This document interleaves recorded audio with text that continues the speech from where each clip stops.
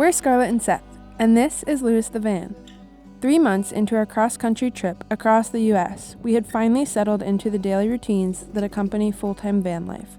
We weren't the dreamers anymore, we were the doers, and we couldn't help but feel like we were made for just this.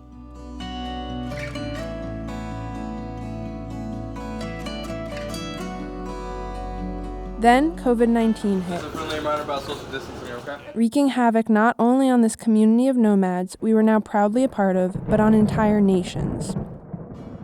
We held on to hope in Sedona, Arizona, where it appeared that others were doing the same. It was the perfect place to self-isolate, and we found plenty of ways to keep busy with fresh air, perspective, and movement. After growing hesitation in the area regarding outsiders, it became clear to us that things would only get worse before they could get better. So we toasted to the end of the trail. We're commemorating the end of the first leg of our trip unexpectedly, but I'm sure the second will be even better when we return. Cheers. Instead of continuing on westward, we would head back, eastward, 2,230 miles back. Let's pick up from there. We're having a crisis. We're about 5 hours into our 27-hour drive across the country, and we had been kind of holding out for this van, this ProMaster we found. It was a 118 wheelbase. What did he say? He said, we just took a deposit on it today. Oh no, sorry, actually, we sold it. We kind of had this plan to, in our downtime, build another van, and now that van that we found is gone, so we're in New Mexico. Super disappointing, pretty unfortunate, but I mean, it is what it is. We'll keep you updated.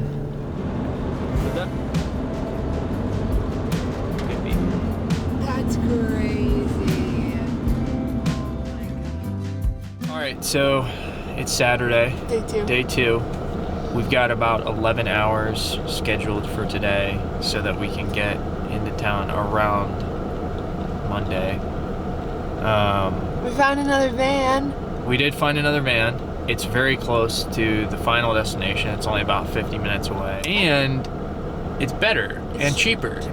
Lower mileage. Lower mileage and cheaper. So we're kind of excited. So we're going to do a little 6-hour drive, lunch, and then a little 5-hour drive. She's ready. She's awake. She's hyped. Fun fact about Scarlett, she's not a big morning person, so we'll see how it goes. That's not true. I just need to wake up. Over here, old Louie boy hit 150K. These are our best friend right now. We don't have milk, so we were debating eating them with half and half. But Seth told me I couldn't do that. Who's driving? Scarlett's driving. This is a rare sight to behold. Oh, shut up. Not so rare these last couple days, though.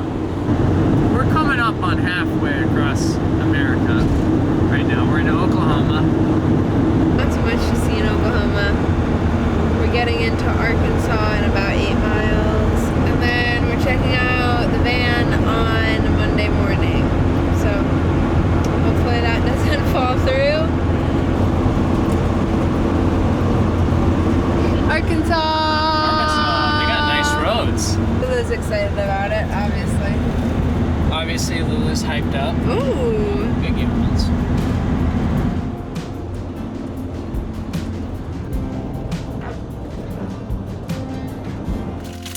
So what are we doing, Scarlett?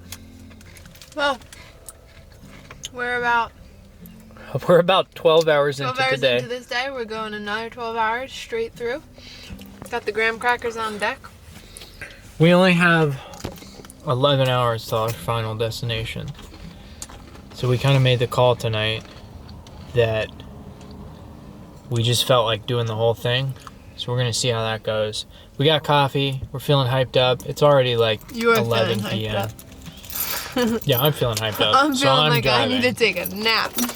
Scarlett's going to take a little nappy. But I'm feeling good. Feeling ready to go. Lewis is killing it. So Lewis is killing it. we're going to see how it goes.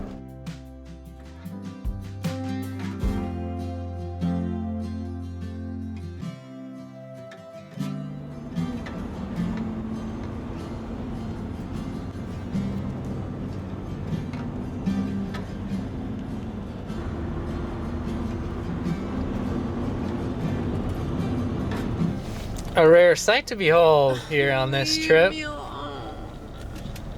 I'm so tired. Oh, someone had a little nappy and it made her so tired.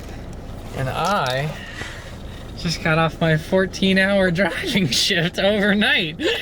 Perfect. You have less than 200 miles. Less than 200 miles in about 4 hours. On a full tank. 1,200 miles. Just straight through. Hey, don't sass me. Yeah, you're... She's getting sassy. Well, somebody woke I'm up. always sassy. Somebody woke up a little cranky from her nappy, huh? Nothing's a kick more than seeing the east sign every time we start driving. Yeah. What a trip, huh? Yeah. 'Cause we came all the way from over there. Crazy. I got some good videos of you sleeping, mouth open, just.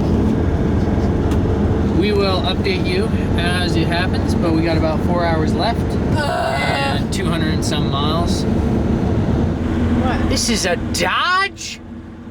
Yeah. No one.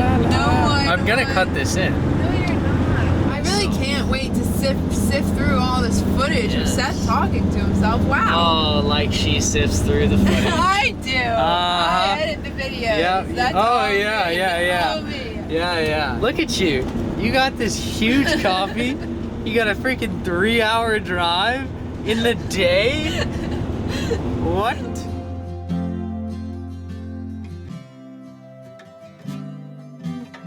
Crazy. We made it. Absolutely We made- crazy. Can't wait to get back on the road again. Going places that I've never been. I can't wait to get on the road again. Well, surprise, surprise. We are in less than 24 hours back in the spot that we've been spending the past 3 days in driving. But today is a very exciting day because we are going to look at the van that we have our fingers crossed. Everything will just play out and we can just buy it today. We are at the bank now and they are practicing social distancing, so they're only allowing one person in at a time, which is why it's taking so long.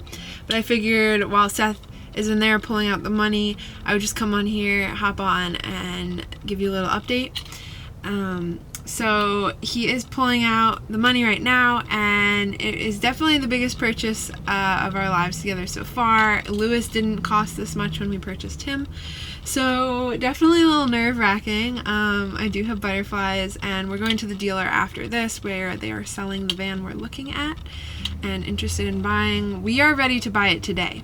So, I mean, if all goes well, we're going to be returning with not one van, but 2. So, fingers crossed, we'll see how it goes. I'll catch you guys up when we get there. Get the cash.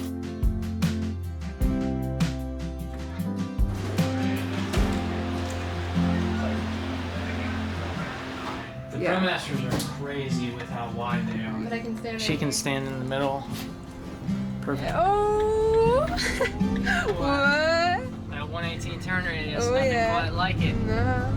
Alright, highway time. Alright.